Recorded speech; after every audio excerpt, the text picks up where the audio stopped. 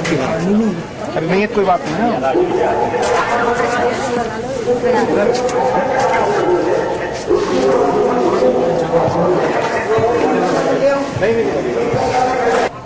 Media के माध्यम से योग प्रशिक्षण प्राप्त कर चुके हैं हमारे सम्मानित संस्कारधारी के सम्मानित नागरिकों की ओर से हम उनका हृदय से स्वागत और अभिनंदन करते हैं। श्री राजू दीक्षित जी का ऐतिहासिक उद्बोधन कुछ ही क्षणों में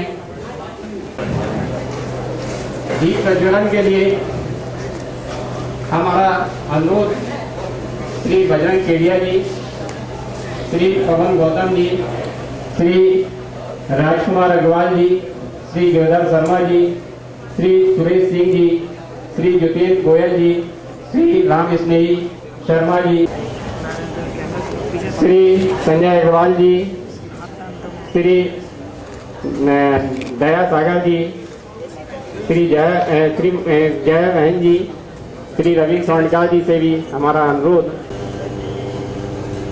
इधर से आ जाइए, इधर से आ जाइए।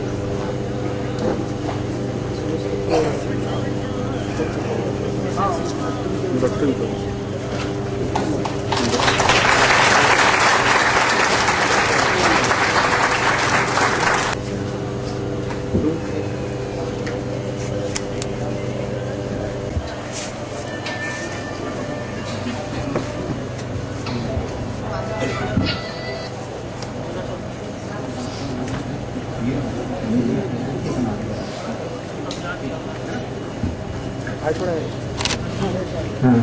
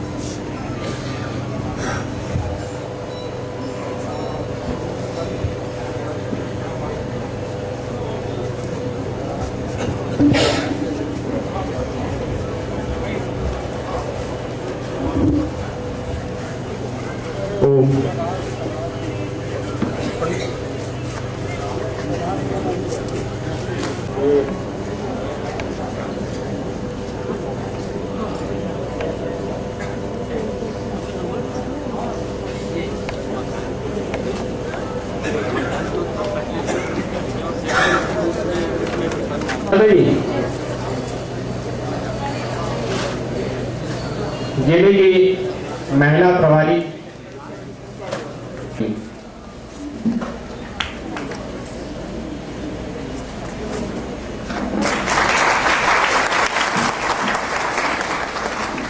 मंडल प्रभारी श्री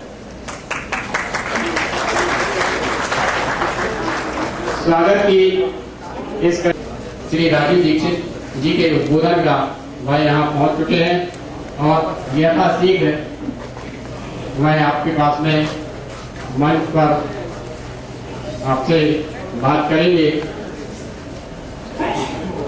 स्वामी जी का एक वाक्य, राष्ट्र धर्म से बड़ा कोई धर्म नहीं, राष्ट्र हित से, राष्ट्र देव से बड़ा कोई देव नहीं, राष्ट्र हित सर्वोपरि है। हर समय, हर सांस में, हर सोच में राष्ट्र का चिंतन, और यही उनकी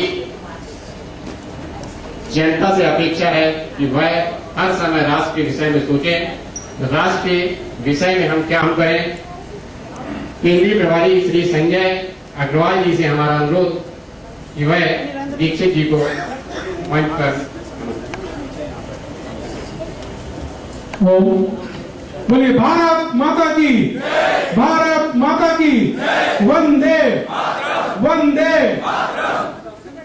बिलासपुर के बिलासा की इस पावन धरती पर परम श्रद्धेय राजू भाई, जो पूरे देश में भारत क्या था और आज भारत क्या हो गया है, और यदि हम इसी प्रकार से सोते रहे, जाग कर भी आंख बंद किए रहे, तो भारत की दुर्दशा और कितनी बिगड़ सकती है। इन सबकी चेतावनी आपको देकर के आपके अंदर के स्वाभिमान को जगा करके और एक नए भारत का निर्माण आप सबके माध्यम से कैसे हो, और आपके अंदर के स्वाभिमान को जगाने के लिए न दिन का चैन न रात का चैन, सिर्फ अनवरत चलते रहना जिनकी नियति है, ऐसे हमारे परम ओजस्वी वक्ता आदरणीय राजीव भाई जी यहाँ पर उपस्थित हो चुके हैं। और यही संख्या अमूमन बाहर भी बैठ करके राजीव भाई को सुनना चाह रही है। तो मैं आपके बीच में और राजीव भाई के बीच में कोई व्यवधान न बनता होगा, बड़े ही सादर और सम्मान के साथ में आमंत्रित करता हूँ परम सत्य राजीव भाई जी को हो। आज की सभा में उपस्थित बिलासपुर नगर के सभी सम्माननीय नागरिक बंधुओं, मंच पर आसीन आज की सभा में सभी बहनों, मैं आप सबका बहुत आभार व्यक्त करता हूं कि आप यहां उपस्थित हैं और मुझे आपसे संवाद करने का समय मिल रहा है। सबसे पहले भारत स्वाभिमान और पतंजलि योग समिति के सभी पदाधिकारियों का आभारी हूँ जिन्होंने आज ये व्यवस्था की और मुझे आपके सामने बात करने का मौका मिला। मैं स्वाभिमान के विषय में बात करने आया हूँ और आपसे मेरी विनम्र प्रार्थना है कि जिनके पास भी मोबाइल फोन है वो उसको या तो साइलेंट मोड में रखें या बंद कर दें। 5 जनवरी 2009 को अब धीरे धीरे यह आंदोलन भारत के 600 जिलों में पहुंच गया। इस आंदोलन में लगभग 2,50,000 योग शिक्षक अपनी सेवाएं दे रहे थे। संपूर्ण समर्पण भाव से और निस्वार्थ भाव से इस आंदोलन को आगे बढ़ा रहे हैं। अगले 2 वर्षों में करीब 11 लाख योग शिक्षक और इसमें आने वाले और 2 वर्षों के बाद 50,000 योग शिक्षक हमारे पास होंगे। तब हम भारत के गांव-गांव तक इस आंदोलन को पहुंचाएंगे। आपके मन में प्रश्न आएगा कि इस आंदोलन का उद्देश्य क्या है। इस भारत स्वाभिमान के आंदोलन के 2 प्रमुख उद्देश्य हैं।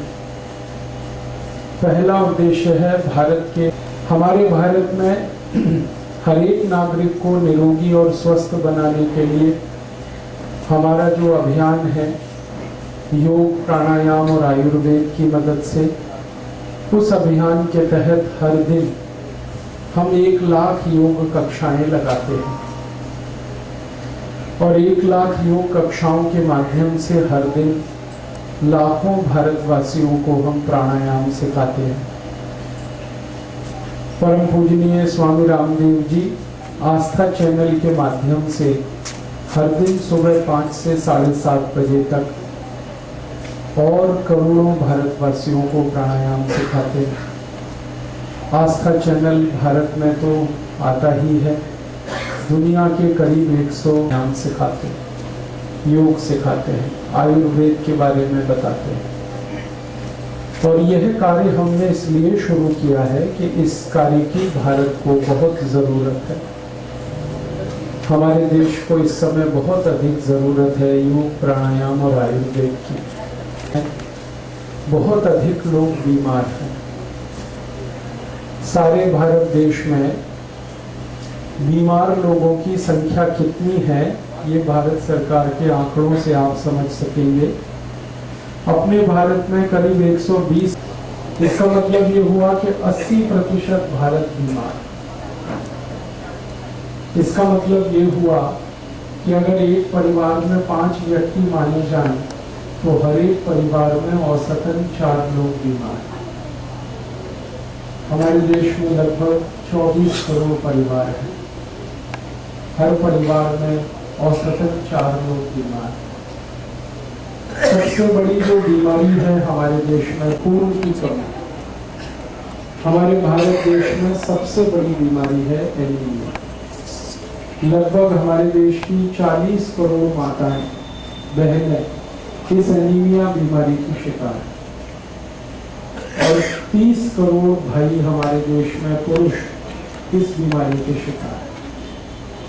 70 करोड़ लोग तो एनीमिया नाम की बीमारी से ही पीड़ित हैं। ये सबसे बड़ी बीमारी है संख्या के हिसाब से। इसके बाद सरकारी आंकड़े बताते हैं कि 5 करोड़ 70 लाख लोगों को भारत में डायबिटीज है और ये इतनी खतरनाक तेजी से फैल रही है डायबिटीज कि हर 2 मिनट में एक व्यक्ति की मौत हो रही है इस देश में डायबिटीज से। हर 2 मिनट में एक व्यक्ति मर जाता है डायबिटीज के कारण और हर 1 मिनट में कोई ना कोई ऐसे कॉम्प्लिकेशंस हो जाते हैं डायबिटीज के कि व्यक्ति का जीवन हमेशा के लिए खराब हो जाता है। या तो किडनी फेल हो सकती है या तो लीवर में कोई बड़ी को आंखों के रोग है। बहुत सारे भारतवासी हैं जिनको आंखों में ग्लूकोमा है, रेटिनल डिटैचमेंट है, मायोपिया है, कलर ब्लाइंडनेस है, डे ब्लाइंडनेस है, नाइट ब्लाइंडनेस है और करोड़ों भारतवासियों की आंखों पे बहुत सारी बीमारी, दमा है, अस्थमा है, ब्रोंकियल अस्थमा है, ट्यूबरकुलोसिस है। इसी तरह से 17 करोड़ भारतवासी हैं जिनको घुटनों में दर्द है, कमर में दर्द है, हम जिसको आर्थराइटिस कह सकते हैं, गठिया, संधिवात, ये 17 करोड़ लोगों को है। 20 करोड़ भारतवासी ऐसे हैं जिनको या तो हाइपरटेंशन है या हाइपोटेंशन, या तो उनका ब्लड प्रेशर बढ़ गया या तो बहुत कम हो गया। और 27 करोड़ भारतवासियों के बारे में सही हैं जिनको हर समय कुछ ना कुछ बीमारी है, या तो उनको ये सब सूक्ष्म पोषक तत्वों की कमी के चलते बच्चे या तो शारीरिक विकलांग हैं या मानसिक विकलांग।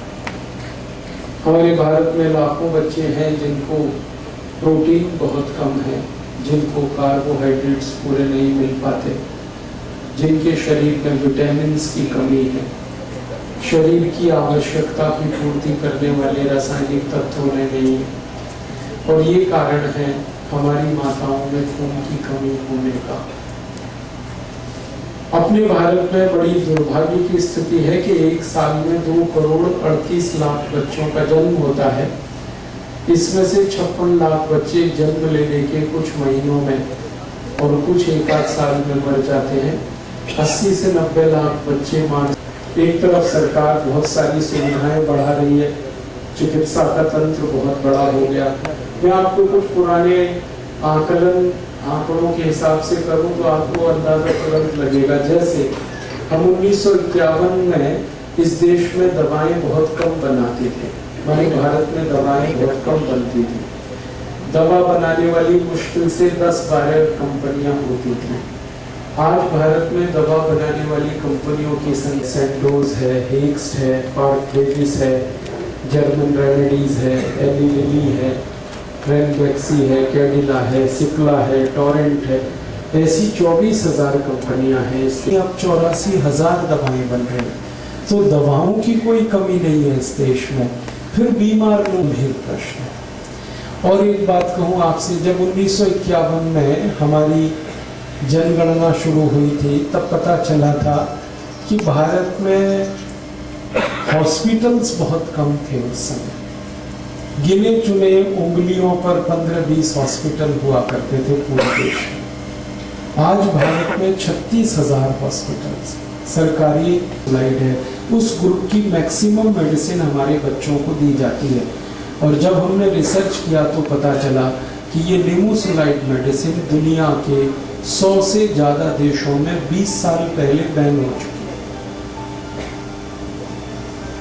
अमेरिका में ये मेडिसिन बैन है, कनाडा में बंद है, जर्मनी में बैन है, फ्रांस में बैन है, स्वीडन, स्विट्जरलैंड, डेनमार्क, नॉर्वे में ये दवा बंद है, ब्रिटेन में ये दवा बंद है। दुनिया के सबसे अमीर जो और विकसित देश माने जाते हैं वहां तो सब जगह बंद है ही, और दुनिया में जो कम अमीर और कम विकसित माने जाते हैं वहां भी बंद है। कारण बहुत साइड इफेक्ट्स हैं इस दवा के। हजारों बच्चे दुनिया में इस निमोसुलाइड दवा को खाने के बाद अंधे हो गए।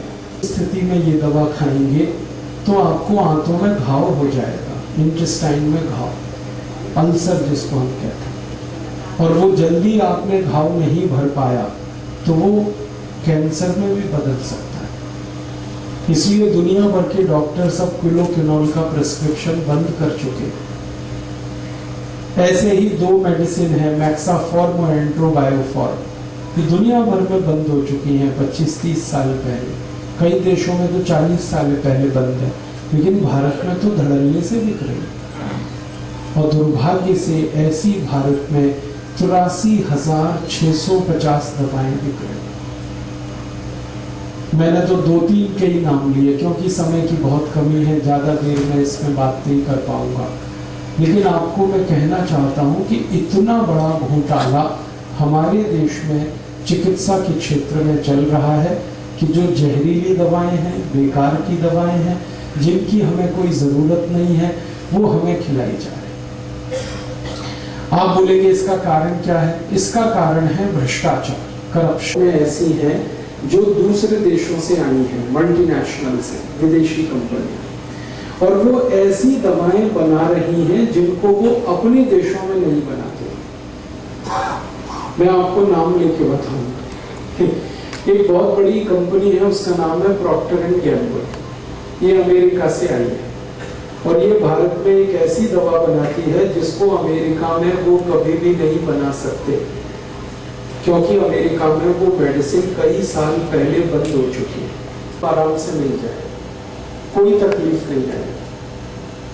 और अगर छोटी मोटी कोई तकलीफ आई तो प्राइम मिनिस्टर ऑफिस को बिल्कुल ग्रीन सिग्नल दे सकता है, आपको प्राइम मिनिस्टर ऑफिस से मिल जाए जहर बनाने का लाइसेंस मिलता है। मैं ये ऐसी हवा में बात नहीं कर रहा हूं। एक अमेरिकन कंपनी हमारे यहाँ आई थी, यूनियन कार्बाइड। उसको एक ऐसा जहर बनाना था जो दुनिया में कहीं नहीं बनता। उसको पेस्टिसाइड, इंसेक्टिसाइड के लिए इस्तेमाल करना। उसका नाम उनके घरों के बिजली के बिल कंपनियां पे कर। इतना बुरा हाल है सिस्टम। आते हैं डॉक्टर्स के क्लिनिक में, उनको लालच देते हैं कि देखो ये मेडिसिन का प्रिस्क्रिप्शन करो इतना पैसा, इसका करो इतना, इसका करो इतना। डॉक्टर उस चक्कर में ये सब करते हैं। अब ये जो मेडिकल प्रोफेशन है ये सेवा नहीं है, ये बिजनेस है। अच्छा, जब बड़े बड़े डॉक्टर्स को हम कहते हैं कि आप भी इतने गिर गए, तो कहते हैं हम क्या करें, 40 लाख रुपए खर्च करके हमने एमडी किया, 50 लाख खर्च करके हमने एमएस किया, किसी बैंक से हमने कर्जा ले रखा है, तो हम कहां से निकालेंगे अपना पैसा? हाँ, ये डॉक्टर बनते हैं तो ये तैयारी कर रहे हैं कैसे कैसे लूटना, कहां से लूटना, और पढ़ाई भी उनको ऐसे ही कराई जाए, सेवा के लिए कोई। जब कोई पढ़ाई करके निकलता उसको कहो भाई गांव में जाके सेवा देनी, कोई तैयार नहीं जाने। फिर हम कमाई के टैक्स के पैसे से हम उनको पढ़ाई कराते हैं और लोगों की सेवा देने के लिए गांव जाने को कोई तैयार नहीं। छत्तीसगढ़ में ही देख लो क्या बुरा हाल है। पढ़ाई करा के कुछ को तैयार करो ताकि गांव में लोगों की तो सेवा हो, क्योंकि ये 5-6 साल वाले तो जाने को ही तैयार नहीं, क्योंकि गांव में किसको लूटेंगे। हाँ, इसलिए तो नहीं जाते कि लूटेंगे किसको भाई, कौन मिलेगा वहां लूटने को, गरीब आदमी है, कहां देगा पैसा। समस्या का समाधान क्या? इसके 2 समाधान है।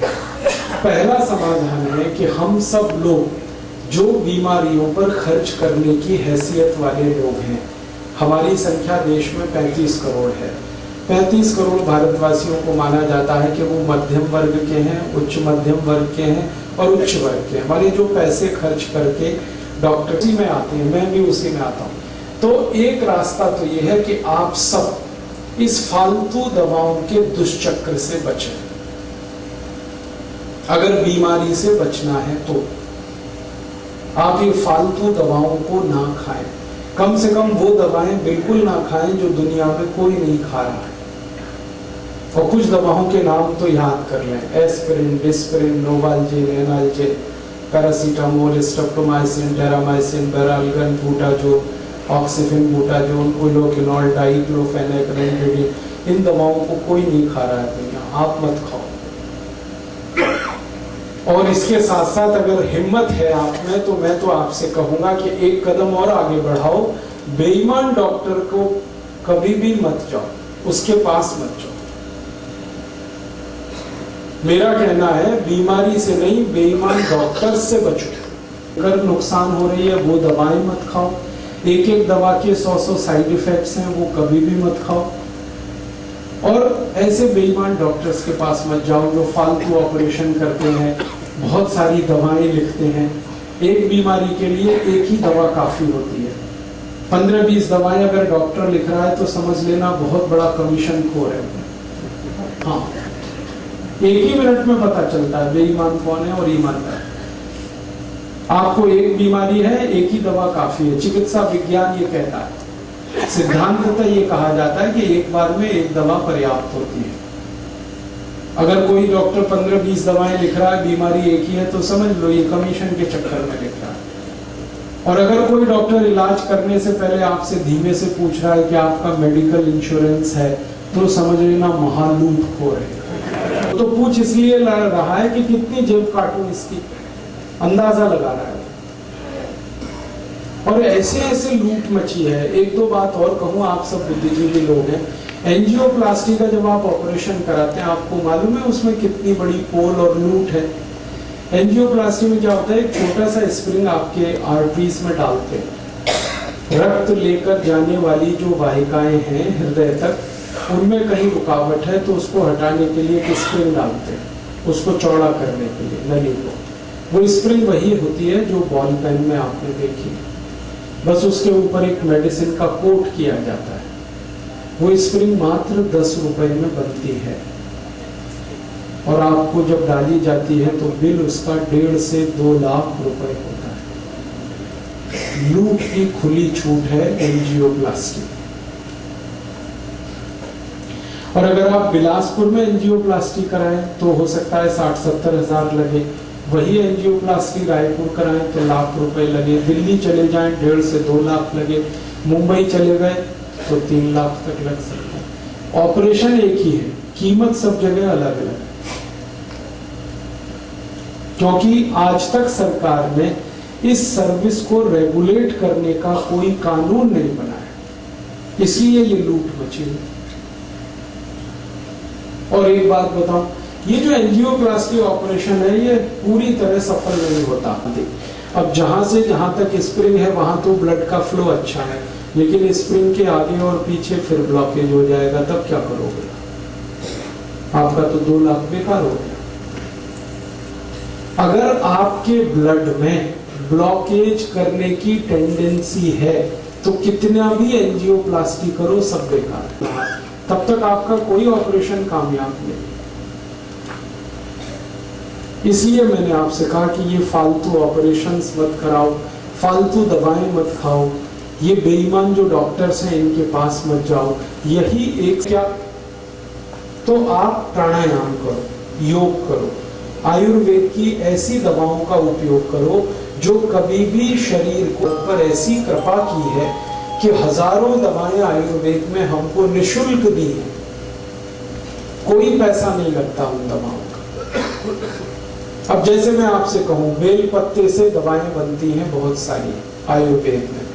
अब बेल पत्ता आप तोड़ के लाओगे, क्या पैसा खर्च होगा? कहीं भी मिलता है, तोड़ लो, आप उससे दवा बना लो, उपयोग करें। एक बहुत अच्छी घास होती है, उसको पत्थर चट्टा कहते हैं, उससे कई दवाएं बनती हैं स्टोन प्रॉब्लम की। सड़क पे लगी हुई है। अभी मैं आ रहा था मुंगेली से बिलासपुर, तो थोड़ी नजर इधर उधर डाली तो कितनी दवा लगी हुई है पत्थर चट्टा सड़क पे घास के रूप में। तोड़ लो, इस्तेमाल करो। ऐसी हजारों दवाएं हैं। किसी पेड़ का पत्ता दवा है, किसी पेड़ की जड़ दवा है, किसी पेड़ का तना दवा है, किसी पेड़ का फल दवा है, किसी पेड़ का फूल बहुत अच्छी दवा है। और हजारों तरह के पेड़ प्रकृति ने हमें दिए हैं, हमको तो बस पहचानने की देर है। दवाएं तो सब है हमारे पास। तो आप ऐसी दवाओं का उपयोग करो।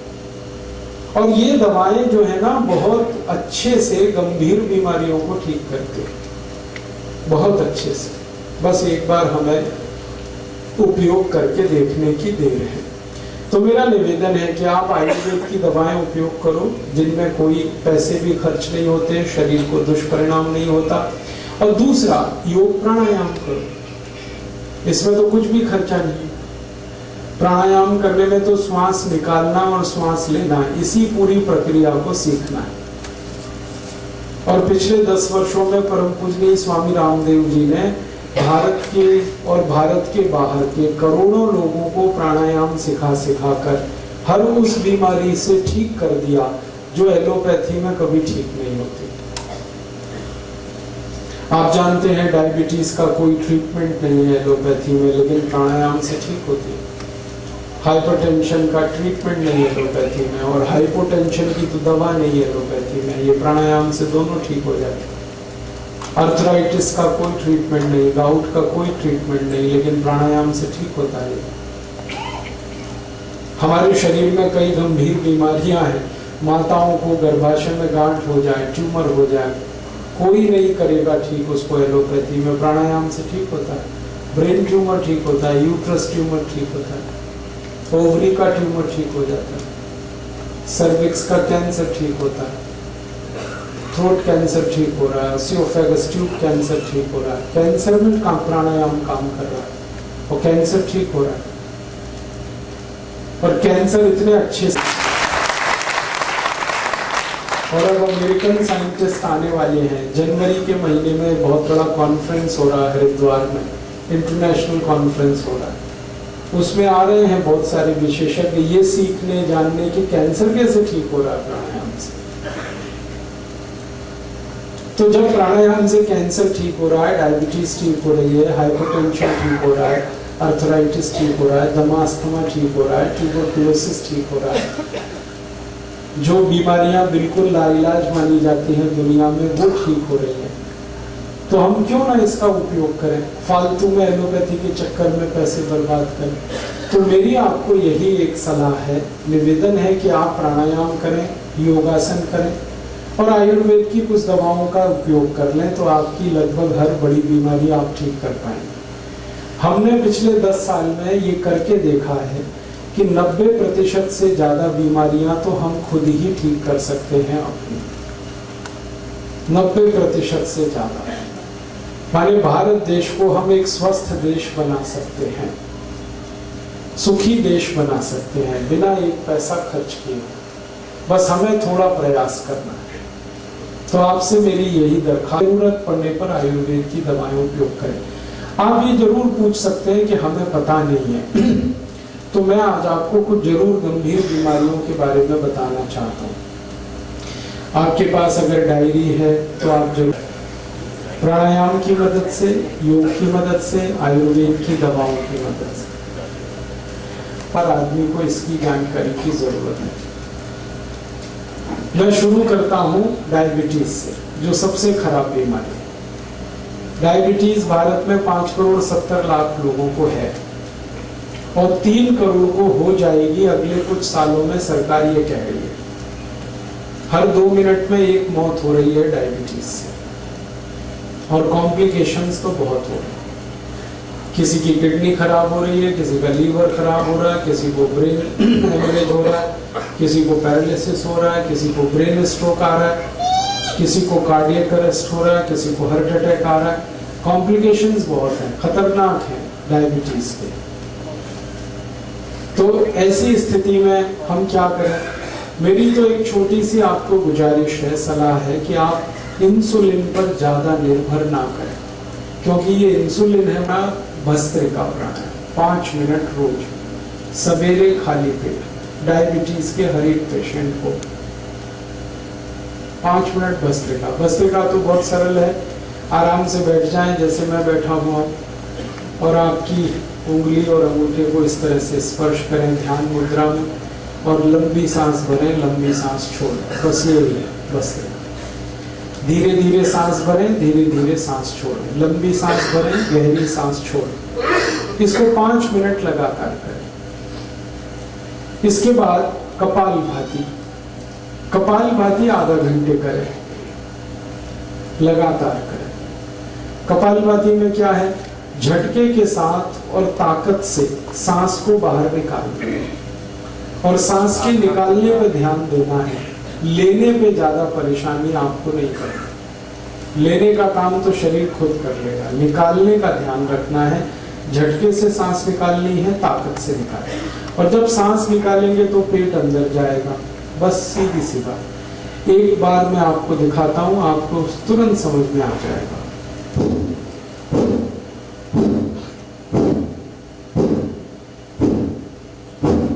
बस ये है कपालभाति प्राणायाम। आधा घंटे लगातार करें। अगर थक जाए तो बीच में थोड़ी देर रोक के फिर दोबारा शुरू कर दें। करना आधा घंटे। और तीसरा एक प्राणायाम करना है, अनुलोम विलोम। अनुलोम विलोम में क्या करना है आपको, आपकी दाहिनी नाक को दाहिने अंगूठे से बंद करें और बाईं नाक से पूरी सांस को निकालना है। फिर बाईं नाक से सांस को भरें और दाहिनी नाक से निकाल दें। फिर दाहिनी नाक से सांस भरें, बाईं नाक से निकाल दें। फिर बाईं नाक से सांस भरें, दाहिनी से निकाल दें। बस यही है अनुलोम विलोम। इसको आधा घंटा करना। एक बार दिखा देता हूं, आप आराम से कर पाएंगे।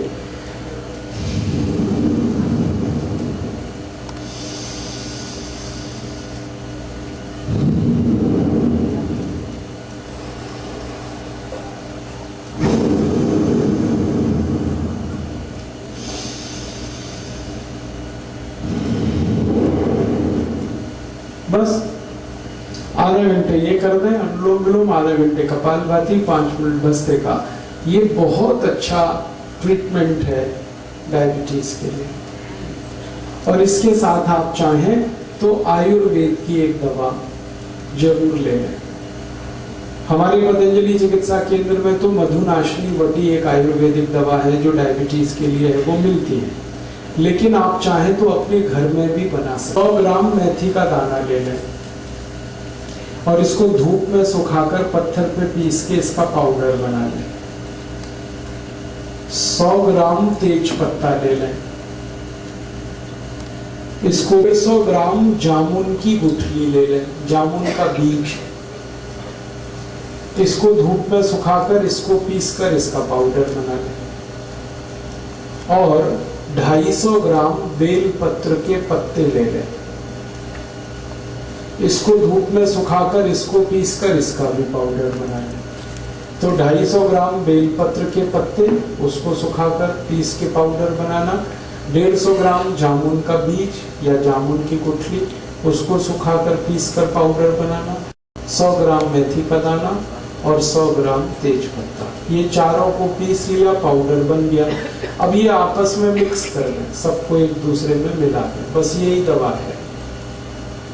इसको कैसे खाएंगे, 1 चम्मच सुबह ले लें गर्म पानी के साथ, खाना खाने से घंटे भर पहले। और 1 चम्मच शाम को ले लें, जब रात का खाना खाते हैं ना, उससे 1 घंटे पहले। तो सुबह शाम 1-1 चम्मच पाउडर गर्म पानी के साथ खाना खाने से घंटे भर पहले। 1.5-2 महीने अगर आपने ये दवा ले ली लगातार और ये प्राणायाम कर लिया, तो ये पक्का मान लीजिए कि आपकी डायबिटीज बिल्कुल ठीक हो जाएगी। कोई कारण नहीं है ना। बहुत सही इसके लिए हजारों साइंस। और ये टाइम टेस्टेड मेडिसिन है। टाइम टेस्टेड माने समय पर जिन दवाओं की परीक्षा हो चुकी है और खरी उतरी है। हमारे जो पुराने वैद्य हैं ना, वो सब इस्तेमाल करते रहे इन दवाओं। आयुर्वेद में इनका बहुत अच्छे से वर्णन है, शुगर को कंट्रोल करने और ठीक करने। तो आप ये दवा खाएंगे और प्राणायाम करेंगे। बस एक ही बात है जो सावधानी आपको रखनी है, परहेज।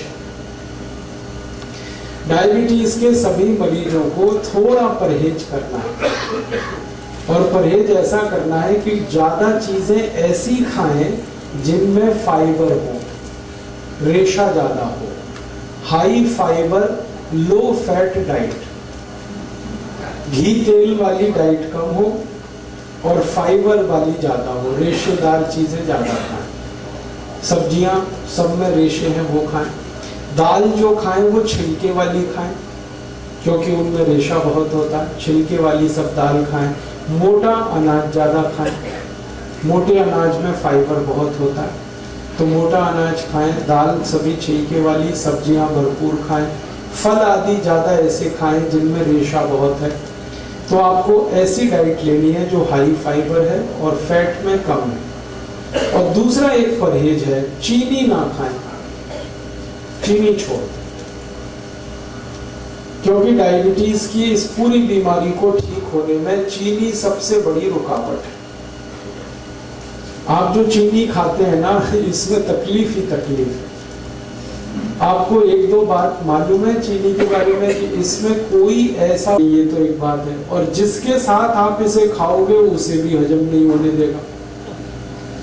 जैसे खाने के साथ आपने चीनी खाई तो चीनी तो हजम होगी नहीं, खाने को भी नहीं हजम होने देगी। इसमें है क्या जो आप खा रहे हो? मीठापन भी उसका आपके काम का नहीं है। देखो, जो मीठापन हमारे बहुत काम आता है उसका नाम है फ्रक्टोज। सुक्रोज भी एक मीठापन है, फ्रक्टोज भी एक मीठापन है।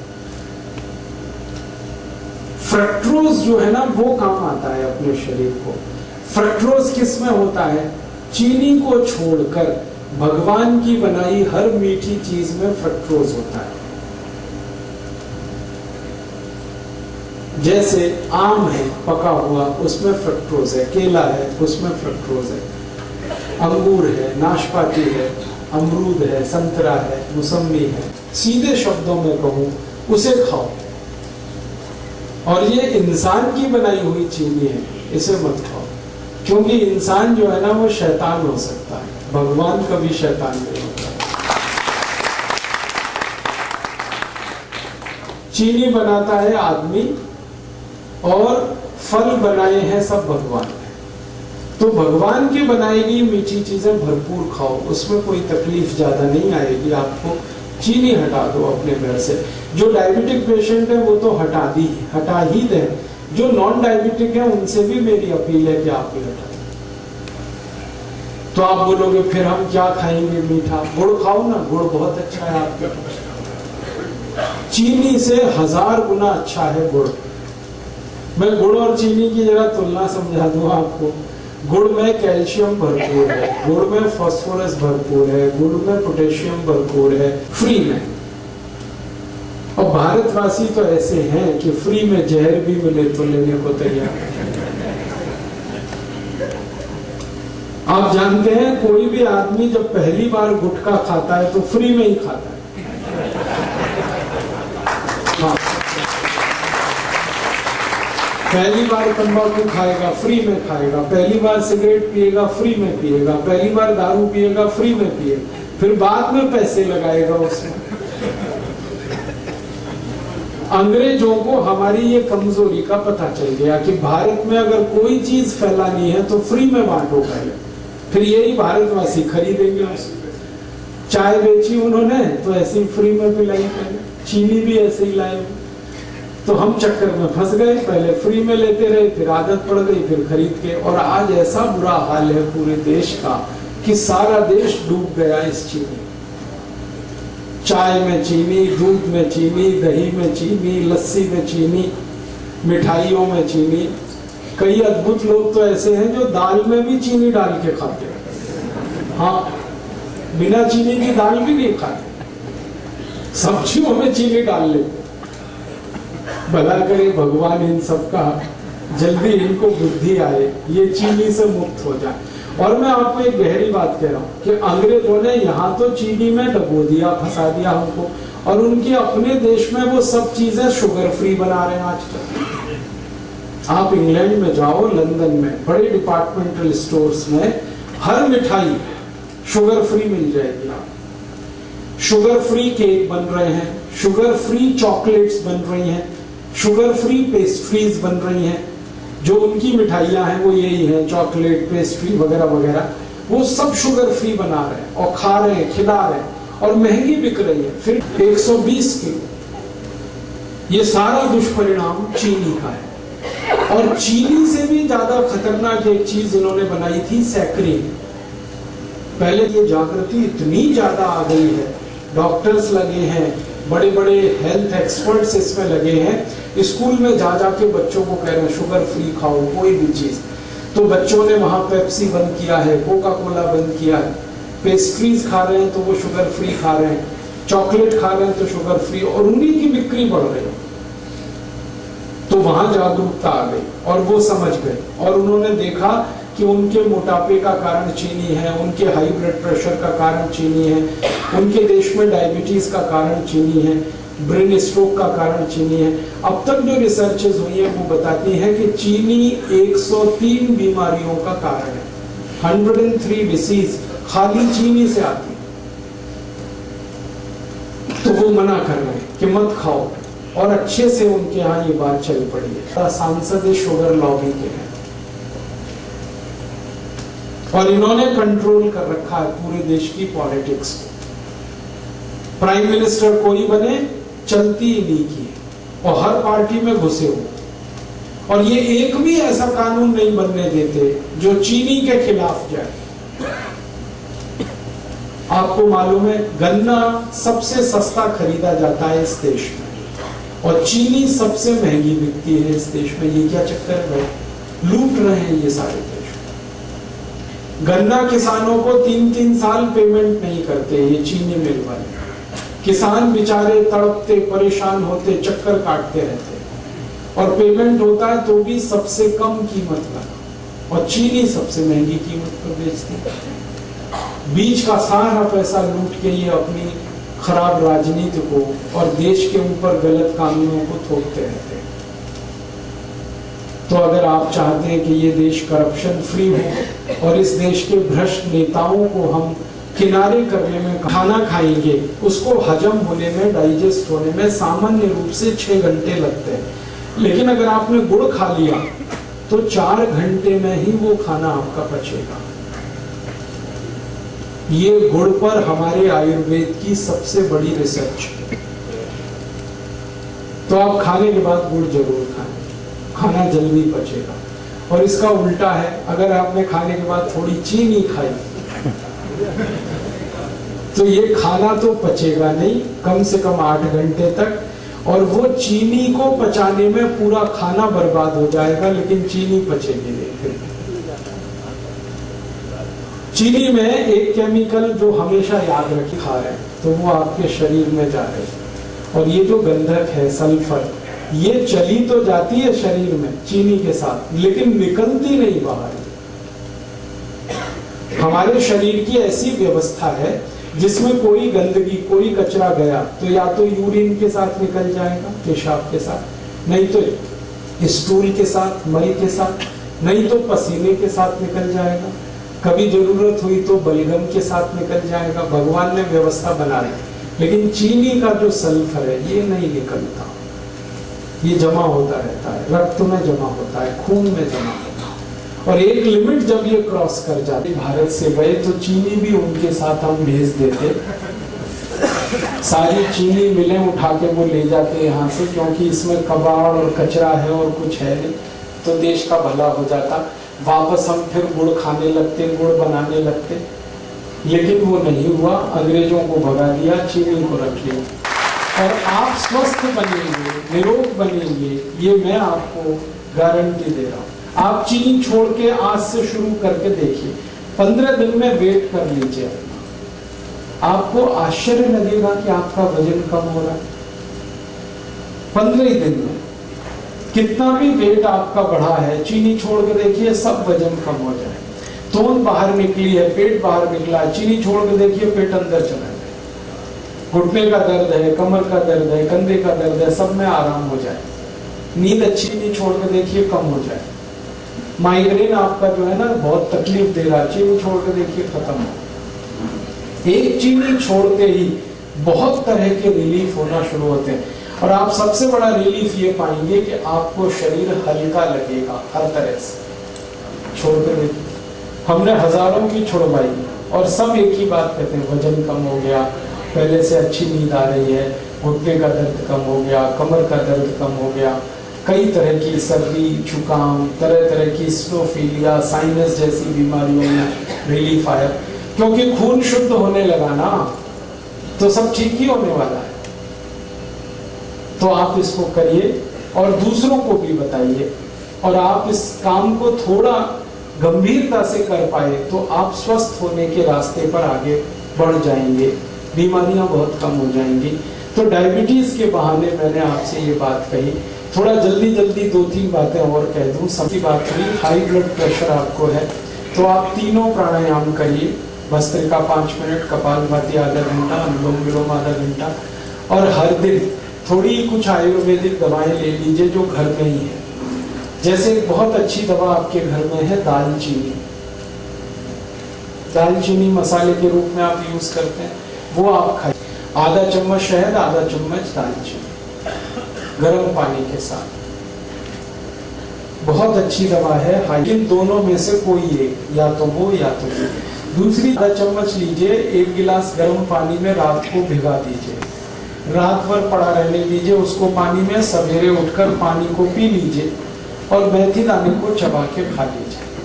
ये बहुत जल्दी आपका हाई बीपी ठीक करेगा। 1.5 से 2 महीने में बिल्कुल नॉर्मल कर देगा। और एक तीसरी दवा है हाई बीपी के लिए, अर्जुन की छाल। अर्जुन एक वृक्ष होता है, कहीं भी मिलता है। छत्तीसगढ़ में तो शायद हर जिले, हर गांव में मिल जाता है। ये वृक्ष का 25-30 रुपए किलो में मिलेगी, बहुत सस्ती। इस अर्जुन की छाल को धूप में सुखा के पत्थर में पीस के बना लीजिए इसका पाउडर। आधा चम्मच पाउडर आधा गिलास गर्म पानी मिला के ले लीजिए। बहुत अच्छा होगा कि आधा चम्मच अर्जुन छाल पाउडर को आधा गिलास गर्म पानी में अर्जुन की छाल। और एक अच्छी दवा है अपने घर में, उसका नाम है लौकी का रस।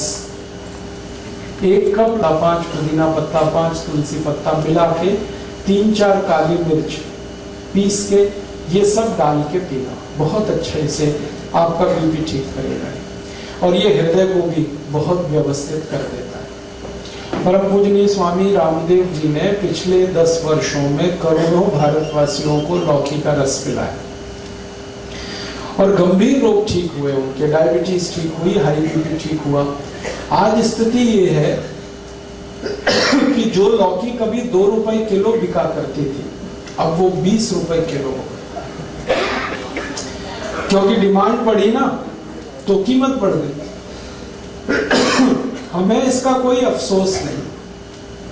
अगर थोड़ी कीमत भी बढ़ी तो फायदा किसी किसान को ही मिल रहा है।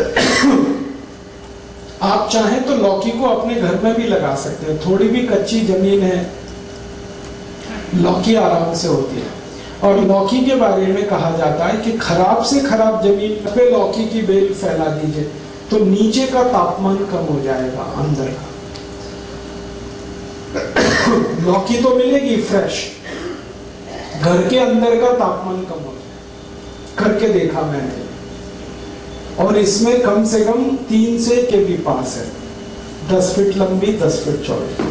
तो इसमें कम से कम 100 वर्ग फीट की छत में 5,000 रुपए की लौकी पैदा कर सकते हैं।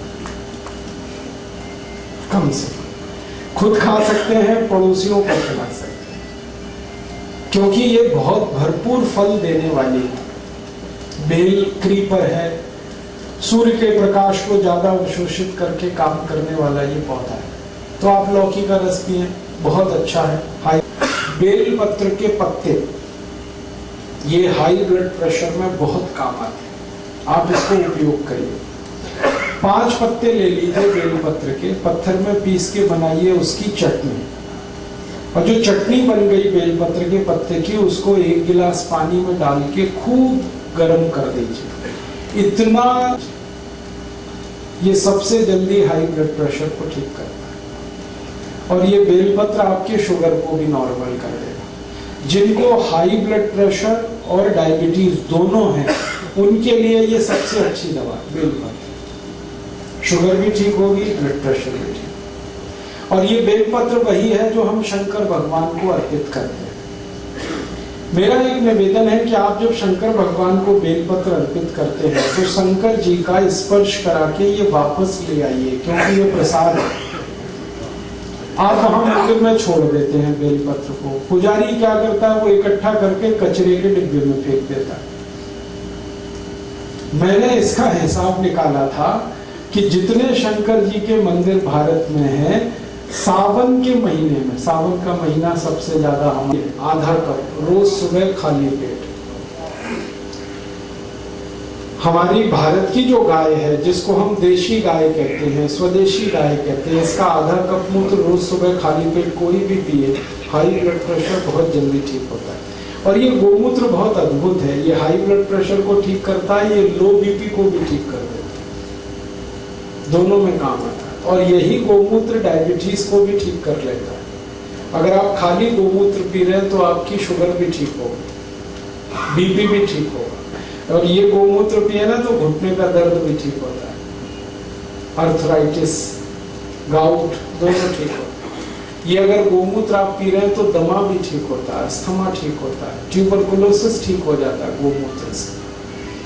हमने परीक्षण करके देखा है कि अगर किसी व्यक्ति को आप एलोपैथिक मेडिसिन दें, उनकी ट्यूबरकुलोसिस एक बार ठीक होती है, दोबारा नहीं आती, इतना प्रभावी है।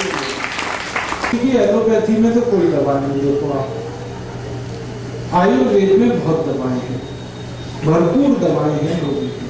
सबसे अच्छी दवा है गुड़। ये जो गुड़ है ना, ये पानी में घोल के नमक मिला के नींबू का रस डाल के पिए। 1 गिलास पानी, 15-20 ग्राम या 25 ग्राम तक गुड़ मिलाओ और उसमें डालो नमक और डालो नींबू का रस और पी लो। दिन में 2-3 बार पी लो, लो बीपी सबसे जल्दी ठीक होगा इससे। और एक अच्छी दवा है लो बीपी की, बहुत बढ़िया दवा। अगर आपके पास थोड़े से पैसे हैं तो रोज अनार का रस पियो, नमक डालो, बहुत जल्दी लो बीपी ठीक होगा। अनार का रस, गन्ने का रस पियो नमक डाल के, ये भी लो बीपी ठीक कर। संतरे का रस पियो नमक डाल के, ये भी लो बीपी ठीक कर। अनानास का रस पी सकते हैं नमक डाल के, ये भी लो बीपी ठीक करता है। और एक बढ़िया दवा बताता हूँ लो बीपी की, मिश्री और मक्खन मिला के खाओ, ये लो बीपी की सबसे अच्छी दवा है। मक्खन मिश्री, मक्खन वो जो घर में आप निकालते हैं, बाजार वाला नहीं, दही बना के उसमें से मक्खन जो निकलता है वो मक्खन ताजा, और मिश्री मिला के खाओ। श्री कृष्ण भगवान की डाइट है मक्खन मिश्री, रोज खाते। और इसी की ताकत से कंस को मारा, जरासंध को मारा, इसी की ताकत से। मतलब मैं आपको बड़ी गहरी बात कहता है, डॉक्टरी की जो पढ़ाई है इसका सिलेबस तो आप जानते हैं, यूरोपियन अमेरिकन, वो खतरनाक है, वो जल्दी डाइजेस्ट नहीं होता, वो कोलेस्ट्रॉल बढ़ता है। लेकिन हम जो दही में वो चलाते हैं ना, क्या कहते हैं उसको, मथानी, दही में मथानी चला के जो मक्खन निकलता है, ये सबसे जल्दी डाइजेस्ट होने वाला फैट है, इससे जल्दी कोई चीज नहीं हजम होती है। और मक्खन के साथ अगर मिश्री मिक्स हो गई तो ये एक दूसरे के ऐसे जबरदस्त दोस्त हैं कि इनका कहना। मेरा तो आप सभी को निवेदन है कि आपके घर के छोटे लो बीपी में इतने अच्छे ला के पिए, 1 गिलास दूध, 1 चम्मच घी, और घी ये गाय वाला, ना मिले तो भैंस वाला भी चलेगा, लेकिन अच्छा गाय वाला, और गाय वही जो देशी। 1 चम्मच घी, 1 गिलास दूध, रोज रात को पी के सो जाओ। है नमक का पानी पियो, पानी में नमक डाल के पीते हो। जो सबसे गरीब लोग हैं, जो ना मक्खन खा सकते हैं, ना मिश्री खरीद सकते हैं, ना गन्ने का रस, ना अनार का रस, तो उनको बता दो कि पानी और नमक इतना तो पी सकते हैं, और गर्म पानी के साथ, आधा चम्मच दालचीनी, आधा चम्मच शहद, गर्म पानी के साथ। पेट से जुड़ी हुई कुछ बातें कर लें। हमारे पेट, अजवाइन ले लें, कच्ची अजवाइन सबके घर में है, आधा चम्मच अजवाइन, 1 चम्मच गुड़, दोनों मिलाएं और चबा के खाएं, पीछे से गर्म पानी पी लें। और ये रात में ही खाएं सोते समय। जिनको कॉन्स्टिपेशन बहुत रहता है, पेट साफ नहीं होता, वो रात को सोते समय 1 चम्मच गुड़, आधा चम्मच अजवाइन मिला के चबा के खाएं। मोतियाबिंद हो सकता है, काला मोतिया हो सकता है, रेटिनल डिटैचमेंट बीमारी आई, या मायोपिया हुआ, या colour blindness, day blindness, night blindness, कई बीमारियां हैं जो गोमूत्र ठीक कर देता है। और गोमूत्र के साथ एक अच्छी और दवा है हल्दी। गले का इन्फेक्शन है, हल्दी इस्तेमाल कर शुरू होता है, उसके सारे कॉम्प्लिकेशन चूने से ठीक होते हैं। अक्सर हमारी माताओं को बढ़ती हुई उम्र में ऑस्टियोपोरोसिस, किसी बीमारी के लिए जाना ही नहीं पड़ेगा किसी डॉक्टर के पास, और दवाएं वही जो अपने आसपास हैं। रसोई में जो दवाएं हैं, रसोई के नजदीक में जो हमारा किचन गार्डन नहीं कर, बल्कि गरीबी और बढ़ी। और हैरान करने वाली बात यह है कि भारत की सरकारों ने 12 पंचवार्षिक योजनाएं इस देश में लगाई गरीबी हटाने के लिए। वासियों को जोड़ लेना है और तब इन बेईमानों से लड़ाई शुरू करें। भारत माता की जय! भारत माता की जय! वंदे मातरम! वंदे मातरम! वंदे मातरम! धन्यवाद।